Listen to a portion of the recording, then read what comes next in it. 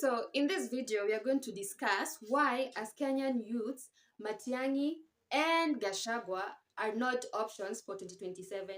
Now, if you know these two and you look at their political past, Matiang'i was influential during Uhuru's presidency during the time, because he was also minister of the security around, and a lot of bad things happened during that time. We had the infamous case of the Kianjakoma brothers, two brothers who were killed, of the Rivayala bodies. So every time we even hear in interviews Matiang'i speaking about his manifesto, about his plans, about his candidature as president, it comes with a lot of toughness. It comes with a lot of, you can even call it arrogance. Yeah.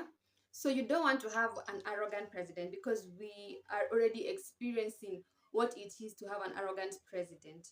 And the other option, Gachagua cannot be the other option, because first of all, we have understood, we have had moments where, even just not long ago, just last year, before he was infamously also impeached, and all the procedures of the law were avoided during that whole process, and he was impeached. But even before that, we had seen how tribal he can be, how he would just care for the people of his side, and how he would focus all his efforts on them, and even say that the country is a shareholder kind of situation. So those who supported the presidency, those who voted for him, are the only ones who should just like get the development and get everything. Let me tell you, development is a right of every Kenyan region and society.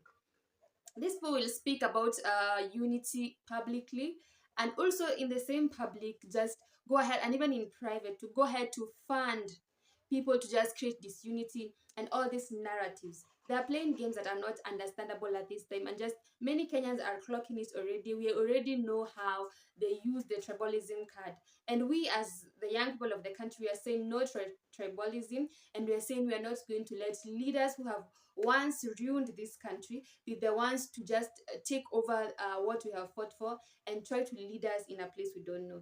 So for that, Matiang'i and Gachagua cannot be options. So who are our options? If you know what is happening, you know that Maraga and Omtata have already also presented their interest in vying for the presidency. Maraga is a very interesting individual, because he was a chief justice who is very clear on his path, and who is, when you look at all the candidates, you can see that these two candidates, Maraga and Omtata, they are very clear on their paths. We have seen them put in the work to make things right. Actually, we've seen Omtata fighting court battles just to make sure that everything is done well, everything is done correctly, and the will of the people suffices. So the challenge is, as young people, please take your votes and vote for leaders who will bring change. Don't vote for people just because. Vote for people who will bring the change that we want as Kenyans. And that is why Matiang'i and Gachagua can never be options.